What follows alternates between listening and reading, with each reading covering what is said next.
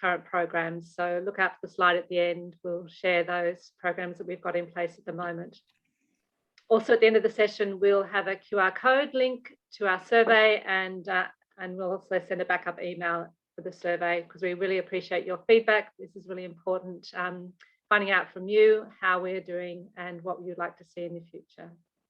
Okay, now it's over to our wonderful presenters today, Kim Pearce and Karina Barker from the Possibility Project. I met Kim and I haven't met, well, many years ago during an awards night. In a sustainability awards night where the Possibility Project won an award. So we're in good hands here. And I'd like to now hand over to you to introduce Karina and Kim. Thank you. Thank you, Helen. So nice to be with all of you today. So Karina is a part of the Possibility Project, but she's also started her own incredible enterprise throughout lockdown. And so Karina, do you want to introduce yourself? Sure. So we're also trying to admit the last few people and we can't find the cursor, so apologies. So my little business is called Re.lax, Remade, and I really was inspired by Kim and Kath of the Possibility Project and their idea that we have everything we need already, and that our greatest power really is our creativity. And so I wanted to figure out a way that I could do something meaningful and helpful to the planet with my creativity. And I love vintage textiles, and I always have. I've always collected them. And I started to collect a lot of towels that really reminded me of the hats that my dad and grandpa used to wear in the 80s and the 70s. And so I started sewing them into hats, and they really seemed to strike a chord. People have really responded positively. So I've started a little business making these towel hats. This is one that's half made. But so this is a beautiful, I think probably hand woven towel from the 60s. And, you know, these things are often discarded, and a lot of them people have brought out of their laundries or their sheds, and they have big holes in them, but I'm able to work around that and repurpose it into something new and beautiful, and hopefully give it a new life. Beautiful. And we'll talk a little bit more about that in a short while, because it will be very inspiring for those of you who are joining us today, who might also be looking at ways to deepen your interest and relationship in this field of sustainable fashion. So I'm Kim, and my friend Kath and Kim, we run the Possibility Project, and here in Wahroonga in Sydney, where we have a shop, and our shop is dedicated to all things sustainable and ethical and just good, in the sense of handmade products, things that have stories, things that have really deep meaning and value in our markets. And we 9 years ago started to work with communities in Jaipur to create slow clothing. And really, before that, I personally hadn't heard of that term, slow clothing. I wasn't aware of the impact of fashion on the planet and the treatment of people in the supply chain. I really was quite oblivious. And so we present this today in good faith and non-judgment about people's choices and interactions with the market, and this remembrance that sustainability is not an either or proposition. It's a transition into things that you truly believe in and value. And so, firstly, in terms of if we're going to talk about sustainable fashion, for some of you who might be just new to it, we'd also like to take you through systems that we've created that are completely unsustainable and in many respects unethical, and just a little bit of background information on how did we get here? How did we get, as Helen introduced this conversation, how did we get to a place where 75 to 80% of our fashion purchases ends up they call it bin or burn, either as landfill or incinerated. How did we get to this insane proposition where most of us are now set that when we buy something, it won't last, that it might be for 1 year and then we dispose of it, if at all, that we ever wear it? How do we get to a place where a t-shirt or a dress or whatever is the same price as your lunch? When we really step back and examine all the processes that have gone into making the clothing and the fashion accessories. Remember, fashion, it's not just clothing, it's footwear, jewelry, accessories. It's an incredibly important industry. And so we're looking at the whole fashion spectrum. How do we get here to waste, so much waste in the disposable mindset? There's no simple answer for that.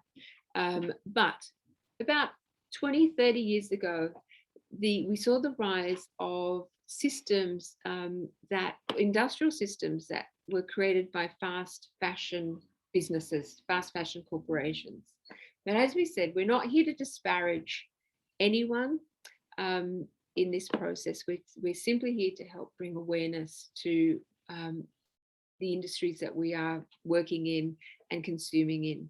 But the fast fashion industry is very much based on, lowest cost possible to create the lowest prices possible so that people consume the most possible. And what you would term this is the race to the bottom. And so the likes of H&M and Zara, Uniqlo, these are very clever industrial systems, very efficient industrial systems, but they don't, sorry, we've got a problem with the slides here. Oh, sorry about that. They don't. There's people in the waiting room that we're trying to admit. Yeah, there we go. So these systems were really set up where it's all based on the linear economy. It's based on what we can take in terms of our resources, what we can make at the lowest cost possible, and the disposal part, we don't think about it because it's not embedded. It's not a cost that's embedded in the production process. What we want to convey in terms of fast fashion is how the mindset that underlies fast fashion, both if you're a producer and a consumer, it's based on very limited perspective in terms of the value chain. And so as a consequence, what we get is this unaccounted for cost that happens in terms of the planet and the people who are making the garments. So when you think about $10 t-shirt, and you really break it down, by far the ones that are benefiting are the owners of the fashion companies. We know now that the top 15 CEOs in the fashion industry, they own personally $400 billion, 15 people. That translates for a Bangladeshi female worker, a CEO can make in 4 days what a Bangladeshi woman might make in her entire life working at the garment factory. And so these systems are based on such deep systems of inequality in terms of distribution of resources.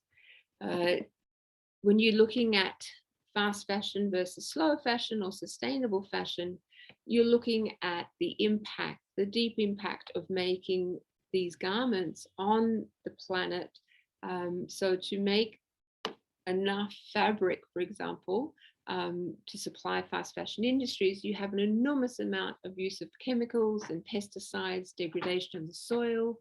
You have slave labor, child labor, exploitation, often of women. 80% of garment workers are women, very low income, if negligible income in making the garments. And so this has allowed for such low cost production that that goes alongside economies of scale, scalability. Tons of this of product is pumped out, not only every year, every week. You know, many of these big organizations, they have weekly drops of fashion. Whereas if you think back of maybe, you know, if you're over 30 or 40 and 50 and older, we didn't have weekly drops of fashion. We may have got one good thing a year. Now, what we're trying to do is strike a balance here. It's not about going back to the past. It's about what can we do now, given the resources, given our information, given our desires, how can we change that level of inequality? Now, I'll very quickly go to 3 slides, and then we're going to get started on a little bit of practical work. I get excited about this because I was an economist. I was an economics teacher. And again, I had no idea that when I saw Zara, I was living in Singapore. When I saw Zara, I loved it. I thought it was amazing that I could get these trends and so cheaply. And it didn't occur to me the cost in which that was made. I was teaching a subject that, if you see the slide in front of you, is very much based on the linear economy. You take the resources at the lowest price possible. So that's human labor, that's land, you know, cheap money, cheap capital, and you manufacture, and you go to countries and regions and towns where there's very little protection, minimal protection of workers or the environment. You create supply chains, logistics that can get these products out far and wide as fast as possible. Consumer buys it, and then there's no accountability for then the waste. So that's the linear economy. We've seen it in the food chain as well. Very poorly made food that's very much based on pumping the environment with pesticides and chemicals to get things out as fast and cheaply as possible. Now, slowly we're waking up to the widespread problem of this. It's been driven by things like climate justice.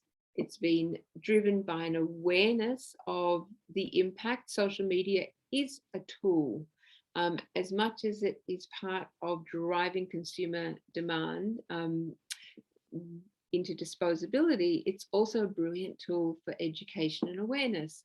There's some fantastic films and books now where more of us are becoming aware of the impact of disposing our clothes. I think some of us are shocked to realize that buying something and then donating it to charities or charity bins.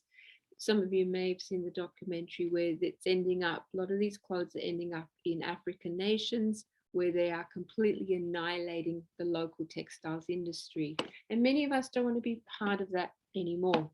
So we're moving into things like the recycling economy, which is what Kath and I do and Karina's doing. We are recycling and repurposing fabrics rather than use new virgin fabrics. We are recycling.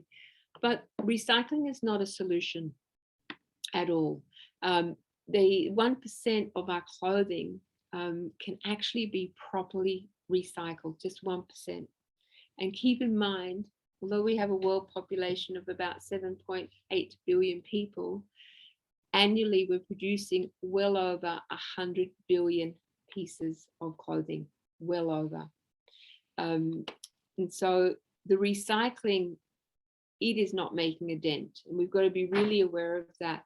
What we are aiming to do now is to move beyond recycling and transition to circularity, where the focus is looking at that end of life use of garment, and even getting to a position where what we're buying doesn't even end up as disposable or wasted or in a bin. We love it so much that we mend it, we care for it. We don't want to throw it out. We might want to gift it. And it's so good that for some of us, even our kids want it. I know that's what I love about having teenagers and in this space, and I buy good quality things. My children want it. So adult children, teenage children want it. This is part of the circular economy, which is really examining what we waste. Now, in front of you, we've got, this is about a creative mindset. And for us, creativity, it's simply first off acknowledging that it is possible to change things, that your power as an individual is really important. We want to relay that to you today, that what we're looking at is redesigning the fashion industry. That's one area of fashion that is really compromised with the fast fashion model. Is it's hard to be a designer today. It's hard to be a fashion designer today. You might spend 4, 5, 6 years studying. What happens is that designs are just easily and cheaply copied. So we have to, we're in that position of really promoting the power of redesigning our fashion industry and redesigning the way we think. Very simple kind of transition here. So to redesign for a sustainable fashion industry requires quantity moving towards quality. We became really hung up on quantity. Very easy to get sucked into that model of opening up your cupboard and I've got nothing to wear, because we are in this heavily influenced mindset of quantity means more, means better. So what we want to encourage people is to start looking at quality, looking at the quality of the textiles that go into what you're buying, looking at the quality inputs that your producer is using in terms of even, coming down to the labor they're using. How do they treat these people? The quality in which they engage in the production process. We want to move from convenience to consideration. That brilliant film, An Inconvenient Truth. Buying sustainably, whether it's food, your electrical goods, your clothing, it is about moving beyond convenience and moving into considerate choices, really stopping, pausing, asking some questions. Do I need this? Will I wear this in 2, 3, 4 years' time? Do I really need it right now? Is it just an emotional purchase to make me try and feel better? And taking time, from the short run to the long run is a really valuable part of creating a sustainable fashion wardrobe. Moving from trends to personal style. Fast fashion and cheap fashion is very trend driven. What's in season now, and those seasons are no longer 4, they might be 8 to 10 to 12 seasons a year. So we really encourage people to step into their personal style. What we are both wearing, and with the hats, it does require some courage. This is a repurposed sari from we source through our makers in Jaipur in India. Kath designs it. I love wearing it. It's very original. It's not necessarily what's in trend, but it definitely fits my personal style and ethics. And the more we encourage each other into their honoring their personal style, the easier it is to move into sustainable fashion. Going from ownership models into relationship. This is another really important aspect of reimagining our fashion choices. Even on a bigger level, you're looking at the ownership of resources into relationship with resources. We have developed systems that are so based on us owning the land, owning as much as we can limited resources, and taking power over those things, exploiting those resources. It's time for us to step into what is our relationship with these resources. The more that we understand that we have to collaborate with all resources because ultimately we're connected, the kinder and more sustainable practices we can endeavor to do. Even things like we're seeing the rise of people not wanting to necessarily own fashion, they're renting fashion. When you look at the secondhand clothing market, that really is a shift in ownership as well. You're sharing. Very different to me just wanting to own something, have it for personal use, have it all for myself, which is entirely understandable. But there is this movement now to look at relationship, which is much more based on sharing and collaboration and turning things waste into new life. What we waste is so important that we start to really address all the things that we waste on our planet. And it's not just the physical resources, it's very much our thinking. Thinking that it's not possible to change, bringing up more problems for every solution. This is wasted thinking, and we want to change that into new life. And just the last slide that we'll share with you, fashion shouldn't cost the earth. In front of you is a slide that it really embraces, and it doesn't limit what sustainable fashion actually is. You've got circular fashion, where people are actually using waste, like all of us, to put it back into garments. And then you've got upcycled, recycled products. Slow fashion, it's just about really slowing down the whole design process, production process, consumption process, very mindful. Thrifting and swapping and renting clothing is sustainable fashion. Vegan and cruelty free. These are all branches of the same thing, and of course it comes with its own set of what is really sustainable and what might be greenwashing. We can address that with some questions in a moment. But for us to really nut it down, sustainable fashion from both sides, from the producer and the consumer, it's about having supply chains where there's much more shared value within them. There's so much more meaning in the things that we're buying. It's about being kind, really entering the markets and being kind with each other and the people who are making the clothing, how we consume the clothing with each other. I'm just going to come back now to the, we'll just stop for a moment there. A lot's been said, thrown at you. We're open to any questions at this point. If you've got any questions from our audience, just type it into your chat.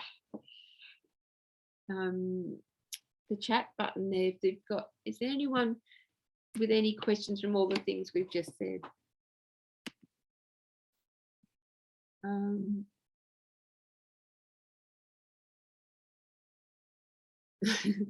Karina, that's beautiful. Any questions? We've got a question there, Helen. We can't. Can you explain greenwashing? Yeah. I think you'd be better at explaining that. Look, greenwashing, it's a good question. It's really, number one, it's when you see something that maybe your intuition starts to question, is that right? Is that possible? Greenwashing, there's a lot of businesses at the moment that can see the rise in conscious consumerism. And when there's a rise in any form of consumerism, therein lies an opportunity to gain access to the market. And so you want to know how authentic the claims are. So it can, there's say, for example, there's a few questions at the moment in some of the big brands and some of the big fast fashion brands. They have labels that this product is ethical and sustainable, but it might account for a very minor percentage of their actual production run, but a really major percentage of their marketing. And therein lies a signal for greenwashing, that when you see maybe on a billboard for a company and it's all about their sustainable line of clothing, but it's attached to, and that's all they've got all around the city and on the buses, but it's a really minor part. I'm not saying it's not good, at least it's a start. But it's like they're using sustainability as their next trend. Yeah. Yeah. And it's just as fast moving as a trend rather than being genuine. Yeah. And it really does require, what this does require is for you, the consumer, to become, to ask questions. There's a brilliant movement called the Fashion Revolution movement. And they have this really fantastic tagline. Actually, it's like, this is, I made your clothes, but I think it might be here. No, there's a hashtag, who made my clothes? And this Fashion Revolution movement just asks a really simple question, or it invites the consumer to ask this simple question: who made my clothes? And so you're invited to go to the producer and ask, who made my clothes? How are they made? Are they, what are the inputs? What are the fabrics? How much do you pay your workers? That's a way to really investigate greenwashing. You have to be an active citizen. As we said, it's not convenient to walk into sustainable fashion. I thought I'd just mention a few other people that I think are doing interesting things. So Instagram is a really great place for discovering other makers who are doing genuine work in the sustainability area, not just having one small green line.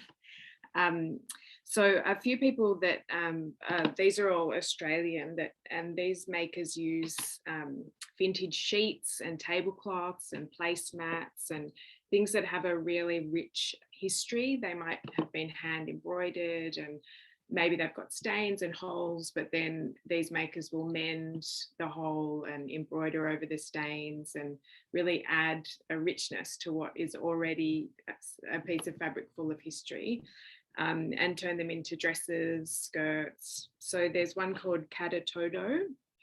I hope I'm pronouncing that right. I'm used to just reading the names. It's weird to say them out loud. There's the Bespoke Dressmaker and Happy Days Clothing. Those are all people that you can find on Instagram that are making beautiful clothes out of recycled domestic fabrics. And a big part of that job is sourcing them. And that's one of the parts of the job that I think ends up taking a lot of time and being part of the reason why they might cost a little bit more than people are used to paying. And they might be sourcing through eBay or Etsy or markets or op shops, things like that. And it's all about, they're using their creative eye to see beyond the initial purpose of these fabrics. And that's got real value too, is people using their creativity to think outside the square. And I saw someone today on Instagram, I think his name's Wandy, the maker, and he was turning an old high top sneaker into a corset with the laces at the front. So, who else would have thought of that? That's his creativity adding value to it. And then there's a lot of people that do things with beautiful vintage blankets. And I think you often see those in op shops, and they might be stretched at the edge or have a hole, some moth holes or whatever. And I think it's all this is about reframing where we see value. I think people like in my mum's generation, my mum hates going to op shops. She thinks it's smelly, and seeing a blanket with a hole in it would just be like, why would you want to pay money for that? But I think there is a whole bunch of really interesting creative people now who are seeing that and taking it home and turning it into something else that's beautiful. There's someone called the Wild Eve Vintage who makes beautiful children's vests and jackets with the vintage woolen blankets and then vintage linen on the lining. And like you were talking about sharing, like the money is going in a much more equitable fashion. I'm sure she's just a mum who's able to now support her family, and it's not going to the big wigs who own the big companies. There's another designer called Francisco Alcazar who I think he's Sydney based, and he makes amazing dresses and blouses out of actual waste that he finds on the streets, especially umbrellas. So he's got these beautiful dresses with big sleeves made from an umbrella that he found in the gutter, you know. So all those things really just add so much value. And I think that one of the sorry, Karina, there was a question about that list that that people couldn't write it down fast enough. We'll do, Helen, is we'll create a document. Oh, fantastic. And send it out to all the participants with any information. You know, because there's also things like, in terms of where to start, there's some fantastic books, like one of the Claire Press, who she was the sustainability editor at large for Vogue Australia, which that in itself was a fantastic signal that Vogue is looking at, you know, sustainability in fashion. And it's a dilemma for them because they derive a massive amount of their marketing income from brands that are enmeshed in supply chains that aren't so transparent. But this, you know, signal that it is not an either or proposition. But this book, Wardrobe Crisis, How We Went from Sunday Best to Fast Fashion, this is some great background reading, again, to highlight this movement, because many of us do, you know, we're part of it. We are part of it. And how did we get there? And it's, you know, for us, it's not a conspiracy theory or, you know, unwittingly we were sucked up in it. It is just it's a real dilemma. And I think one of the most common questions that we get asked is that, well, what if you can't afford it? You know, because the things that we are talking about are more expensive. But it comes back to what Karina was saying. Number one, I personally don't think we can no longer afford not to do better. So that is my proposition. Completely understand budgets though. I know that in my household, because my teenage children have a much more limited budget than I. But what I'm seeing is that they are much more open to secondhand, vintage buying less, as Vivienne Westwood said, buying less, buying better, and making it last. And you can also, when you buy from makers, small makers like this, you can talk to them, you know, you message and you chat and you build a relationship, and you might get a custom piece made, or even if it's not custom, you just create a relationship with someone, and that inherently makes the piece feel more valuable, and you're more likely to look after it and mend it and take care of it. Yeah, absolutely. And it is that thing of these often the slow fashion organizations, they're not big, they're very personal. It might be more expensive for a garment,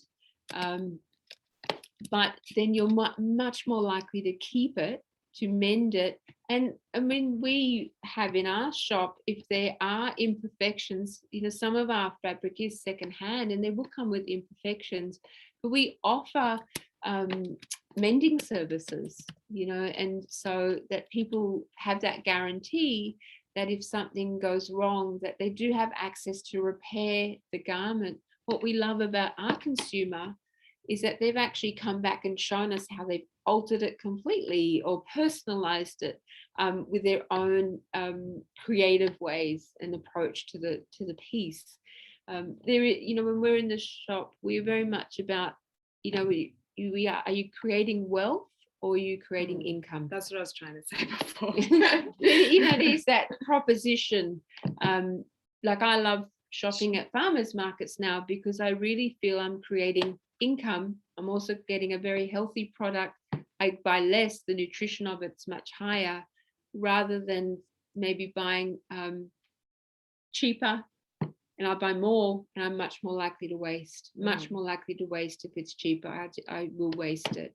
So, and just on the food analogy, something that Ursula de Castro said was that she uses the analogy that a lot of our best meals come from leftovers, and that can be true of fashion. A lot of our best clothes can come from waste fabrics. Yeah.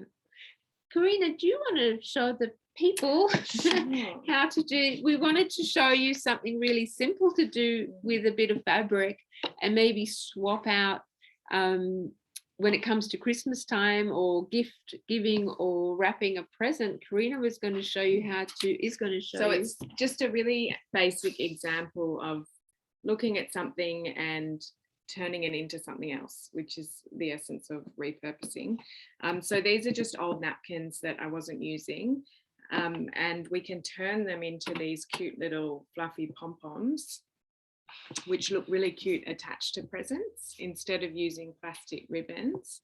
It's a really nice way to add a little personal touch and not create more waste, and keep this out of landfill and all of that. So all you need is an old tea towel, anything, an old bit of clothing. If it's frayed and worn, that's even better. They look really cute when they're fluffy and frayed. So any kind of rag you've got lying around. The first thing you want to do is make it into a long length. So we're going to cut around the edge in a spiral. You just need to do it about 4 times. I'm ready. Yes, I'm ready. That sounds good. And it's just about 1/2 centimetre wide. So I've got to one edge and now I'm turning it around and cutting down the other edge and keeping it one long thread. And all those names I just typed into the chat are people doing interesting things. Oh, wait, we need to put the screen down. There you go. And we'll So share. it says make yourself full screen. Okay. Oh, this is a good question. Is buying new material and patterns and making your own clothes a sustainable option? Yeah, that's a really good. I'll answer that while you can see Karina cutting. So the question from Francis was, is buying new material and patterns and making your own clothes a sustainable option? There is a lot of there's dilemma in sustainable fashion in terms of what is sustainable and what isn't sustainable. Really, it's one of those things that they say the most sustainable piece of clothing is the one that you already own. So buying another piece or making another piece may not be ultimately sustainable, but it is. You can go to the op shops and find lots of secondhand patterns and secondhand fabrics often. So you could use a new pattern and new material, but that is secondhand that you find in an op shop. That would be a good sustainable way to do it. Yeah. Right? And also we use a lot of dead run of fabric. So when we go to India, we go and source offcuts of fabrics that so companies have made these beautiful fabrics, and so we use those instead of ordering new virgin material. And they ask, and I'll find the name of it, but there's actually now a market here of companies that are selling off their dead stock of fabric, so you can use those. I still think it's a more, in terms of sustainability, it is a more sustainable effort than buying a new piece. Absolutely. I do think that.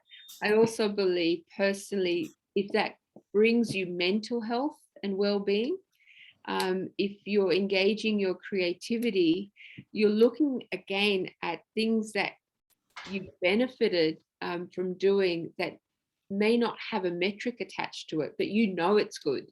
And so this is about changing the value spectrum. Just by doing that, if that brings you joy, there's a lot of advantage in it that goes way beyond the piece of clothing. So what are you doing there? Sorry, Karina? I didn't give you instructions. So you take one short length and put it through the middle prong of the fork and hold it down, and that'll be the tie in the middle of the pom-pom. And then you wrap around that length that we made. Did you make your length, Kim? No, I was talking. And then, so I did it there. And then you tie the middle. If you've ever made pom-poms, it's the same process. So then you tie that off, which I've done here, and then snip through the loops to get this little fluffy ball, and then you can trim it to make it more of a circle. Are we still not full screen? I'm trying to do the full screen, but finding it. Not sure how, Danny. Maybe if you hold it up to the camera. I can just add in here, if people can't, on the screen, there's a divider between the two screens. You can move that so that you can make the presenters bigger and the screen, the slides smaller. So I've put that through the middle prong, and now I'm. That's for people watching. Wrapping around, not too tight, just firm. And then you pull up that bit that was through the middle prong. Can you hold it for me, please? Yeah, hold that. And tie it.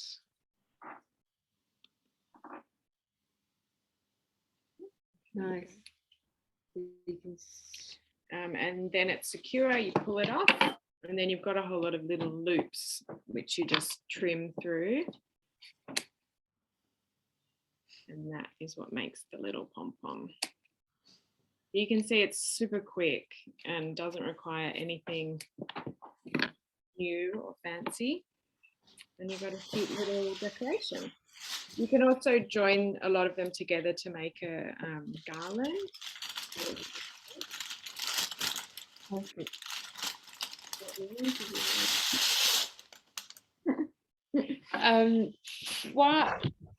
Thank you, Karina. And that's really something so simple to then swap out. For example, if you're using plastic decorations or additional ribbons, you're repurposing something and you're adding a personal touch. That's again what sustainable living is really about. It's, adding those things that are important to you, and sharing it with others around you, and not worrying also about what people think. Can you imagine the impact on your fashion choices if you didn't worry what people thought?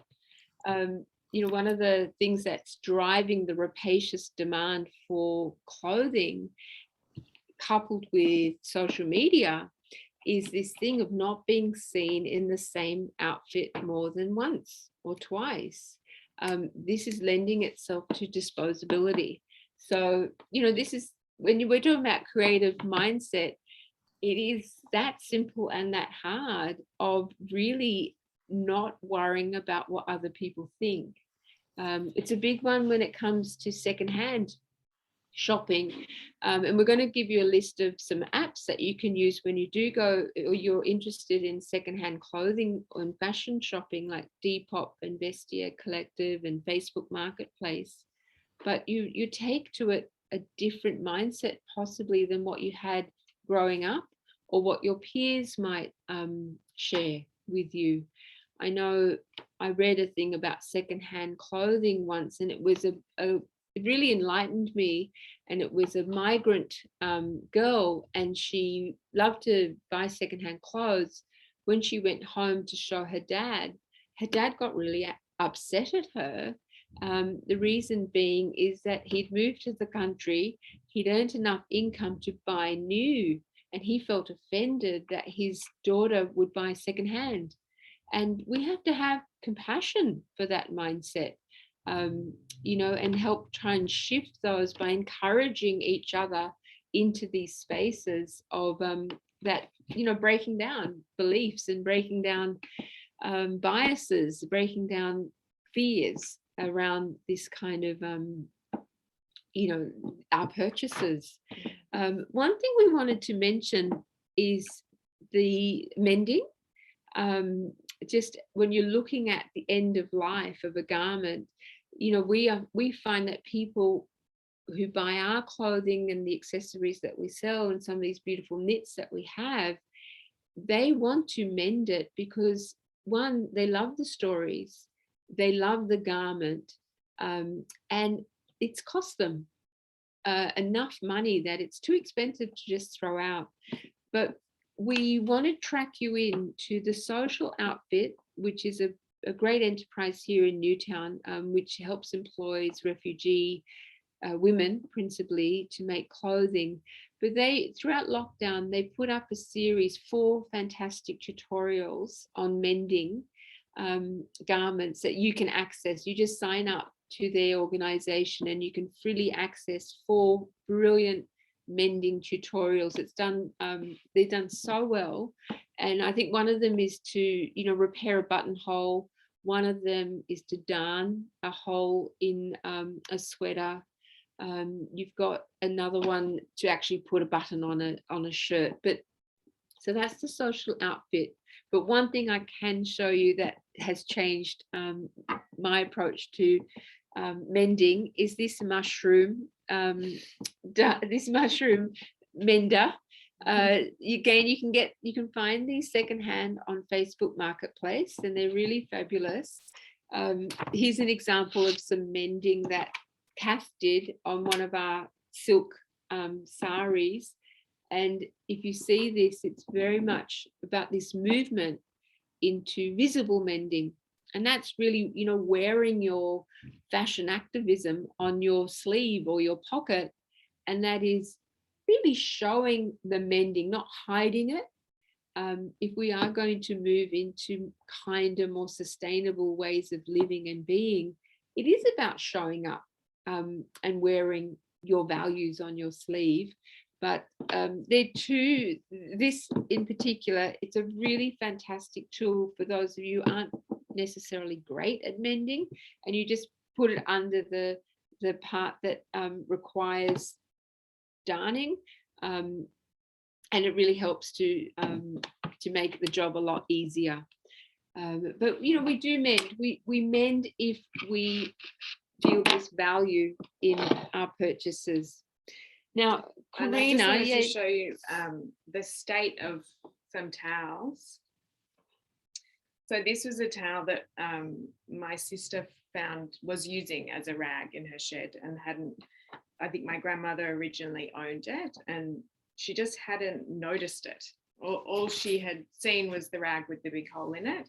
And when you start noticing and looking, it's a really beautiful bit of woven fabric, which I'll be able to turn into a hat. So it's about opening your eyes and seeing the possibilities. Have you got your hats, Karina? I'll just show the people. Karina started this amazing enterprise literally how many months ago? About three months. About 3 months ago. What is very symbolic, and they are beautiful, beautiful repurposed towels into hats. But what I personally think is brilliant was just how incredibly successful Karina's launch of her hats were and are, signaling that consumers are there willing to pay more for a hat. Look how beautiful they are. And these, I was trying to solve this problem for a while, what to use as ties. And these are the ends of the towels, which were on my first few prototypes. I just cut them off and didn't use them. And then I realized that this bit of waste is actually a beautiful woven patterned bit of fabric, which works perfectly as a tie. I wore this at the beach yesterday and it was really windy, and I tied it up and it didn't blow away. Exactly. Perfect. Not waste at all. It's so beautiful. And that, you know, of course, with sustainability, the product has to be usable. It has to be designed sensibly. There is, you know, you need demand. You need to design something that people will want. What we are encouraging is that the more of us who get into these markets, the more we can expand. For example, small businesses and local businesses, Australian designers, Australian makers. We have so much talent in our country in the fashion industry, but we're at this crossroads where we gutted so much of our of the supply chain, and it went overseas. We outsourced it with this, you know, with this great dream of buying things so cheaply and getting things cheaply, especially through COVID. We're witnessing that more people are realizing how vulnerable that made us, how foolish that way of being and producing is, and that if we want these sorts of jobs in our country, then we need to back it with our purchasing decisions. And so it's wonderful to see. I think your first drop was sold out. And you know, we say first drop. Now Zara might drop literally 100,000 garments in a week. How many did you put up, Karina? 20 hats, because Karina can only, you know, at this point making 2 hats a day. That's you know, that's the amount of love and human labor that goes into it. But they were sold out, which is fantastic. You know, it's been it's going really well. People, I really feel that there's a shift in people being prepared to pay more and be more involved in their fashion choices. It's really great. Yeah, Marina, there's some questions, like people are really putting lots of beautiful comments in there, and question about where can they learn the skills in hat making and where can they buy them? You can buy them on my website. When I'll be releasing another collection at the end of the month, and that's relaxremade.com.au. And I well, it's just sewing. I've been sewing since I was a kid, but I did go back to college to learn a few more skills, like using interfacing and just a few more technical skills. But the great thing about sewing actually is there's so many online communities, and there's so much on YouTube. There's so many groups on Facebook. It's a really, you know, if you are interested in learning sewing, I would just get onto YouTube and search up what you want to sew, and there'll be stuff. And lots of free patterns as well. I did go to college to learn to make the patterns, which was really fun. That's something else that is really interesting if you're interested in drafting patterns to fit your own head or your own body. That's another way to go about conscious fashion, definitely. Yeah. I think Tila made that comment. In lockdown, people have been forced to shop online rather at what is available at their local shopping mall. We now need to help people to choose carefully, which can be overwhelming. Absolutely. You know, we have a responsibility as local shop owners. You know, we all live in Wurrunga. A big part of our work is educating the consumer and getting it out there that this is what exists. And we do it without any guilt or, you know, pressure to come in and buy. But everybody has a part to play. What we want to and hope to impart today is that you as an individual, you have so much influence. Kath and I are still, after 9 years, we're a viable small enterprise. 2 local Wurrunga school mums, and you know, Karina now 3, who are making beautiful, viable income through very compassionate and kind processes. Now, will we be millionaires out of this? No, we don't have necessarily this. We don't have the scalability. But what we do is we understand the greater value that it brings to us, the mental health, the development of our skills, the balance between our families, all of these practices that our planet needs, is calling out to value. And so, you know, online shopping throughout COVID, that's a real problem within fashion. There's a thing called bracketing, where people actually buy, they order 3 sizes because it's so cheap. If the 2 sizes either side don't fit, you send it back.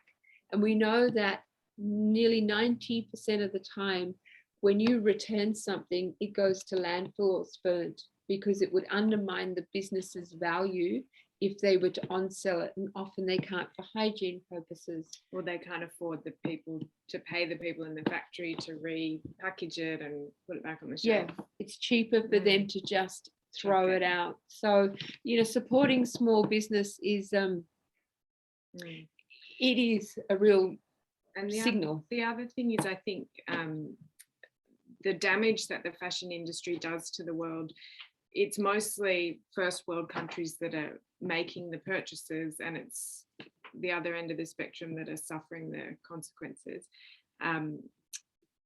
So it was, Kath said something really clever about this sort of scale that we're working on here is like the opposite of globalization, but it's a much more global consciousness. It's so true. It's, you know, it's think global, act local. Yeah. You know, we will send out a whole list of people that we follow and sorry. Bit of both. Take it away. Some water, please. The other great helpful thing is using hashtags. So on Instagram, I've got a list here of good hashtags as well.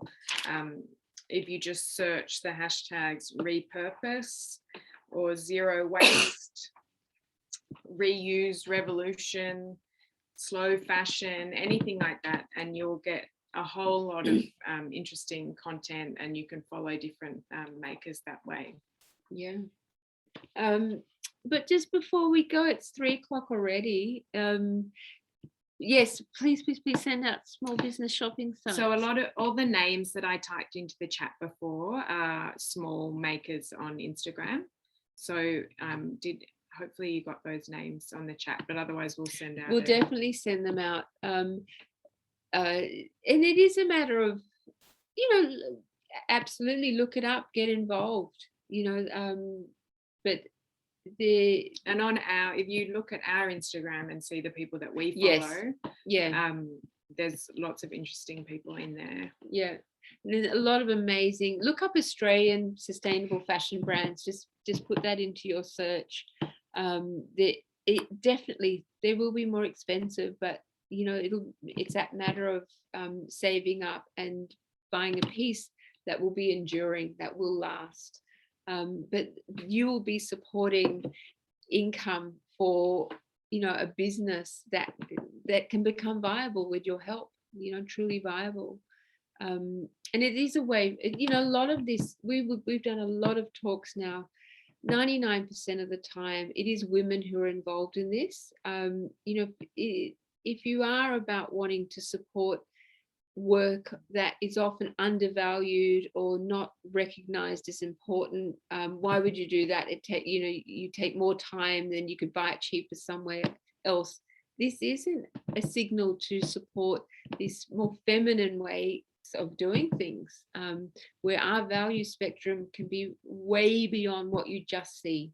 So we really encourage that. But Helen, I think if there aren't any more questions. There was one just about the wooden mushroom that you had, using that. Yes. What did we have? Was like how do you use it? More information on how to use it well. Look, if the idea is that it stretches the fabric out and gives you a firmer surface to stitch through, right? Yes. Yeah, it really holds the fabric in place. Again, what I would do is just Google it. YouTube have the most amazing clips on how to use unpickers, how to, you know, mend, you know, intricate or delicate fabrics.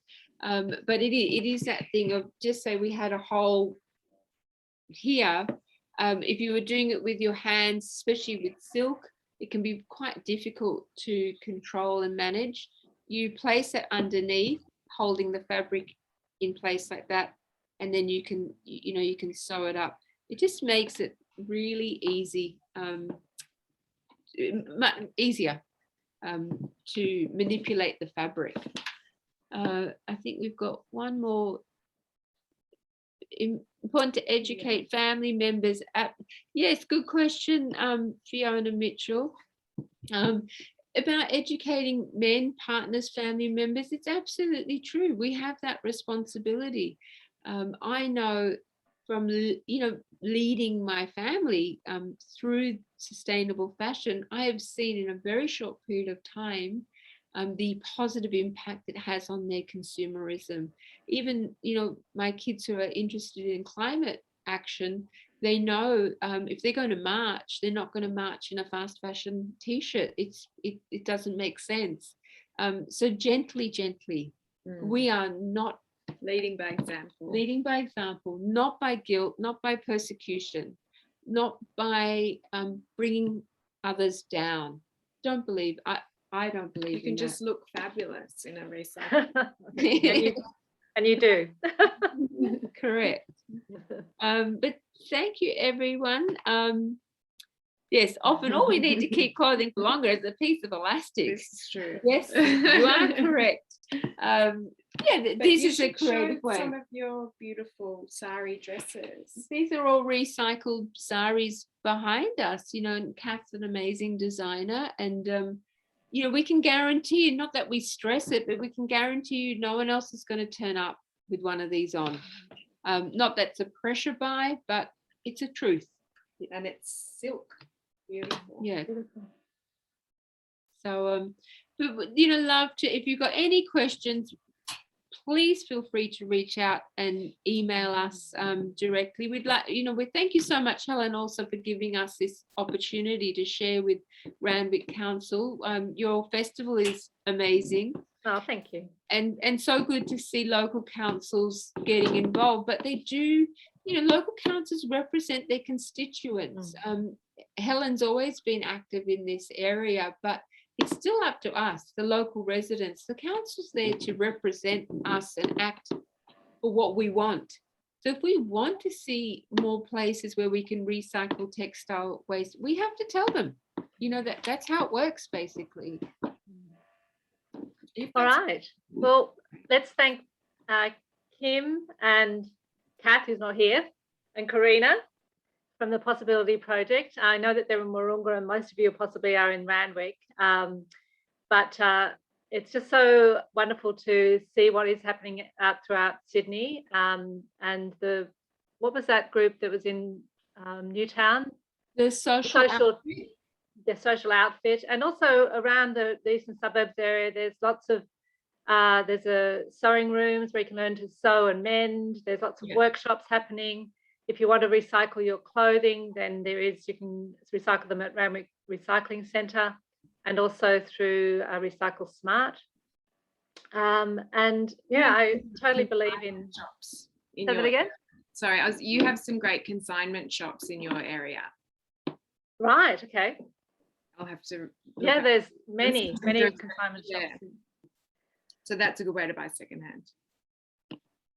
Okay, well, thank you so much, everybody, for coming today. And if you want to get involved in some of the programs that Council's running, then please look up our website, and I'll put in the chat our survey, and also we'll be sending an email to ask you for some feedback for today. We had some little bit of a technicality issues with the slides, but so wonderful and so much beautiful information. The description on your website about being peaceful disruptors is so apt, and thank you so much for your wonderful work. Really appreciate it. Okay. Pleasure, everyone.